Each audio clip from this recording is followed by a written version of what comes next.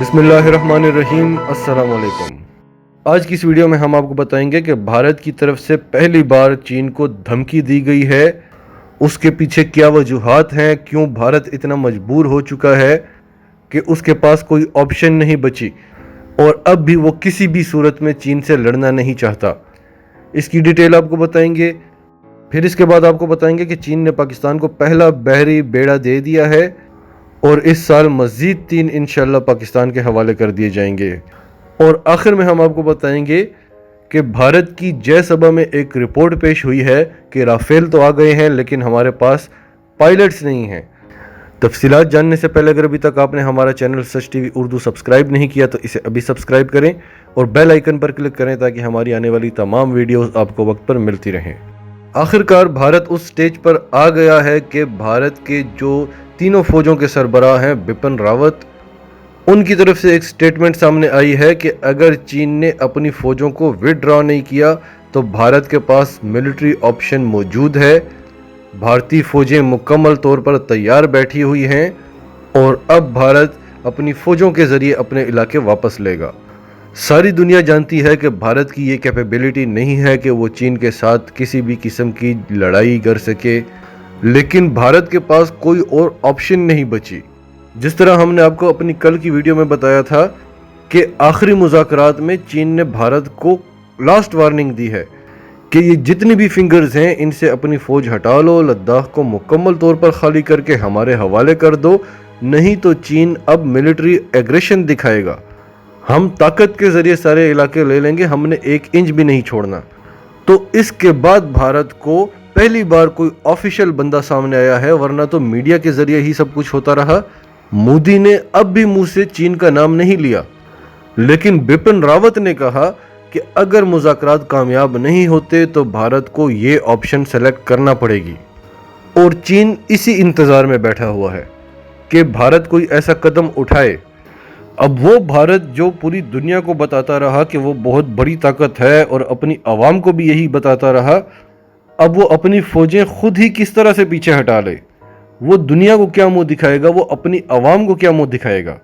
اور بھارتی خفیہ ایجنسیاں تو اس قابل نہیں ہیں، وہ تو کبھی کس ملک سے اور کبھی کس ملک سے جاسوسی کرتے ہوئے پکڑے جاتے ہیں، لیکن امریکہ اور اسرائیل کی خفیہ ایجنسیاں بھارت کو رپورٹ دے رہی ہیں کہ اپنی پوری تیاری کر لو۔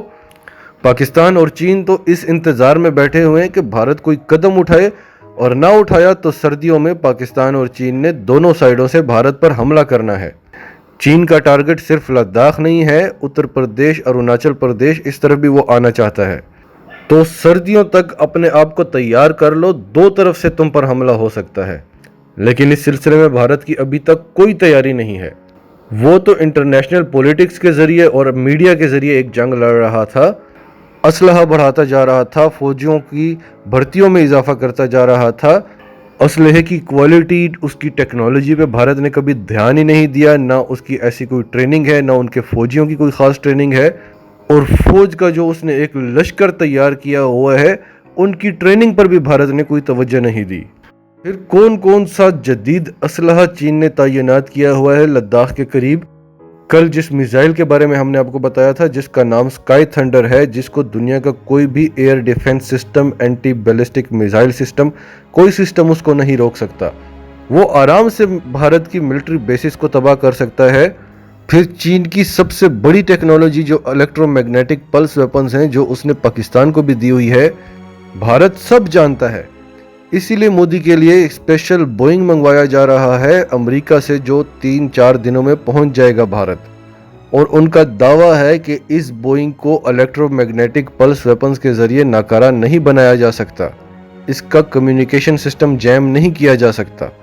چین نے 2012 کے اندر اپنی ایک اسٹریٹجی بنا لی تھی اور اس کا ماننا تھا کہ 2025 سے 2028 تک کے پیریڈ میں 2 بڑی جنگیں ہو سکتی ہیں، ایک ساؤتھ چائنا سی کے اوپر اور ایک پاکستان اور بھارت کی۔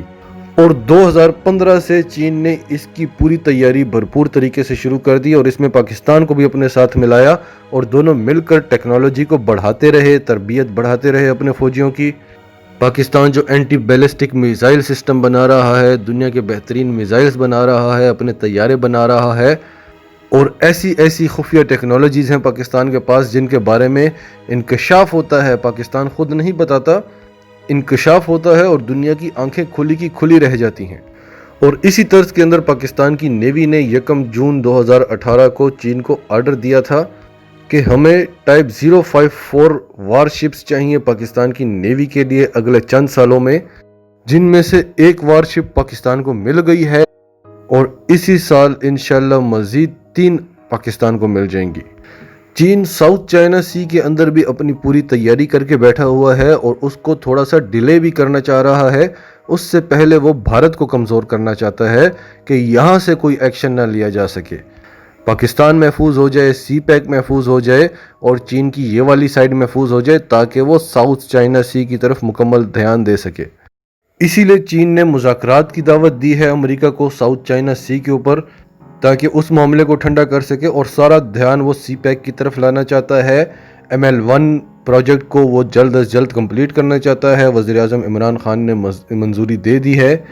گوادر کو وہ ایسا بنانا چاہتا ہے کہ لوگ دبئی کو بھول جائیں، اور اس سے پہلے کہ بھارت، امریکہ اور تمام یہ ممالک مل کے چین کا سمندری راستہ بند کریں اسٹریٹ آف ملاکا کا، اس سے پہلے گوادر کو مکمل طور پر تیار ہو جانا چاہیے۔ اور چین چاہتا ہے کہ پاکستان کی تینوں افواج مکمل طور پر مضبوط ترین افواج ہوں۔ پاکستان آرمی اور پاکستان ایئر فورس تو مضبوط ترین ہے، اس میں کوئی شک نہیں ہے، اور پاکستان نیوی کو بھی وہ اب جدید ہتھیار دے کر مزید مضبوط کرنا چاہتا ہے۔ اور یہ بات چین بھی جانتا ہے کہ پاکستان ایڈوانس ٹیکنالوجی میں تو چین سے پیچھے ہے، لیکن جہاں پر ہیومن انٹیلیجنس کی بات آتی ہے، ہیومن پروفیشنلزم کی بات آتی ہے، جیسے اب پاکستان کے پائلٹس ہیں، ان کو آپ ناکارہ طیارے بھی دے دیں، یہ جدید طیاروں کا مقابلہ کر کے آئیں گے۔ تو تربیت میں پاکستان کو کوئی نہیں بیٹ کرتا۔ اور یہ تو آپ ہمیشہ سے دیکھتے رہے ہوں گے، پاک چین دوستی زندہ باد کے نعرے لگتے رہے، لیکن آج جس نوعیت کے تعلقات ہیں چین اور پاکستان کے، وہ کبھی بھی نہیں تھے، کیونکہ دونوں کے مفادات ایک ہیں، ایک دوسرے کی خاطر قربانیاں دے رہے ہیں، ایک دوسرے کی خاطر جنگوں میں کود رہے ہیں۔ چین اور بھارت کی کشیدگی میں پاکستان نے مکمل طور پر چین کو سپورٹ کیا ہے، انٹیلیجنس رپورٹیں دی ہیں، بلکہ جو کچھ بھی ہوا اس سب کے پیچھے پاکستان کا ہاتھ تھا، جو ہم آپ کو بار بار بتاتے رہے، اور پھر امریکی خفیہ ادارے نے بھی آ کر یہ بات بتائی کہ جو کچھ بھی چین میں اور بھارت میں ہو رہا ہے اس کے پیچھے پاکستان ہے۔ بلکہ انہوں نے یہاں تک کہا کہ پاکستان نے کشمیر کا بدلہ لداخ میں جا کر لیا ہے۔ دونوں ممالک کے مفادات ایک ہیں، پاکستان یہ چاہتا ہے کہ چین زیادہ سے زیادہ مضبوط ہو اور چین یہ چاہتا ہے کہ پاکستان زیادہ سے زیادہ مضبوط ہو۔ اور دوسری طرف جو بھارت ہے وہ ہمیشہ سے دھوکے میں رہا ہے، ان کی فوج ان کو یہ کہتی رہی کہ آپ کا مقابلہ تو پاکستان کے ساتھ ہے اور پاکستان تو کچھ بھی نہیں ہے، یہ سب کہہ کے وہ اپنی کمزوری چھپاتے رہے۔ کبھی سرجیکل سٹرائک کا ڈرامہ کیا، بالی ووڈ کی مووی کی طرح کا کوئی سین بنا لیا، اتنی غلط فہمی میں ڈال چکے تھے اپنی عوام کو، اپنی حکومتوں کو، کہ وہ بہت زیادہ ایکسپیکٹ کرنے لگے تھے اپنی فوجوں سے۔ لیکن اب جب وقت آیا تو مودی ایک انتہا پسند شخص ہے۔ اس ساری صورتحال میں وہ اتنا خاموش کیوں بیٹھا ہوا ہے؟ کیونکہ اب وہ اپنی فوج کی اصلیت جان چکا ہے۔ ذرا سی چین نے آنکھیں دکھائی تو آپ کی فوج نے ہاتھ کھڑے کر دیے۔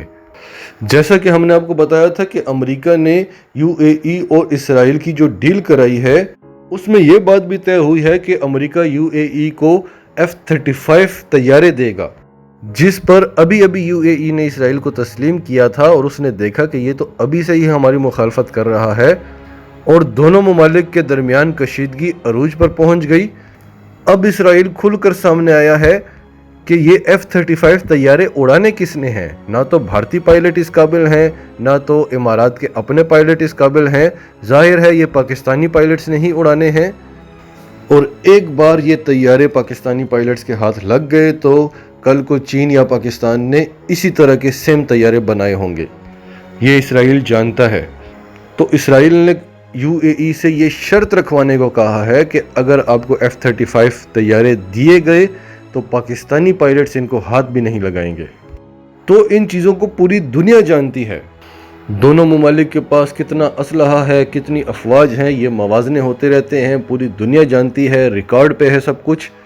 اس کے باوجود اسرائیل یہ سوچتا ہے کہ بھارتی پائلٹ تو اس قابل نہیں ہیں، पाकिस्तानी पायलट्स ने ही इन तैयारों को उड़ाना है। तो पूरी दुनिया जानती है कि पाकिस्तान क्या है। और अब आते हैं आज की आखिरी खबर के ऊपर। भारत की जो जय सभा है, जिस तरह के पाकिस्तान की सेनेट है, उसमें रिपोर्ट पेश हुई है कि राफेल तो आ गए हैं लेकिन हमारे पास पायलट्स की कमी है। हर साल पायलट्स एयरफोर्स को छोड़कर जाते जा रहे हैं। हमारे पायलट्स की तादाद में इजाफे की बजाय कमी होती जा रही है। और ये सब कुछ क्यों होता है, इसकी वजह हम आपको बताते हैं। एक तो जो पाकिस्तान के साथ जाली स्ट्राइक्स का ड्रामा होता है, इसकी हकीकत एयरफोर्स के पायलट्स को पता होती है। अभिनंदन के साथ पाकिस्तान ने ऐसा क्या किया कि वो अभी तक पाकिस्तान के खिलाफ एक लफ्ज़ नहीं बोला। मूवीज़ में आप कुछ भी बताकर, मीडिया पे आप कुछ भी बताकर अपनी आवाम को, अपनी हुकूमतों को तो बेवकूफ़ बना सकते हैं, लेकिन फ़ौज को नहीं बना सकते। भारतीय पायलट्स की कोशिश होती है कि किसी भी तरह से जंग होने से पहले या झड़प होने से पहले भी उनको किसी प्राइवेट एयरलाइन में नौकरी मिल जाए। एक तो उनकी तनख्वाह बढ़ जाएगी और दूसरा वो महफूज रहेंगे, मरने से बच जाएंगे। जबकि दूसरी तरफ पाकिस्तान है, अगर आप उन पायलट्स को 1 रुपया भी ना दें, वो हुब्बल वतनी के लिए एयरफोर्स में भर्ती हुए हैं। वो चाहते हैं कि हमें किसी तरह से एक मौका मिले कि हम अपने वतन की हिफाजत करें, अपने वतन का नाम रोशन करें।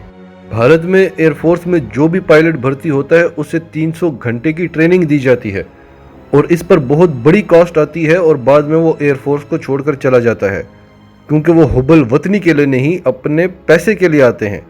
और दूसरी इसकी सबसे बड़ी वजह कि भारत में अब तो मीडिया खबरें नहीं देता, पहले तो रोज़ ही हर दूसरे तीसरे दिन खबर आती थी कि भारतीय एयरफोर्स का एक तैयारा ट्रेनिंग करता हुआ गिरकर तबाह हो गया है।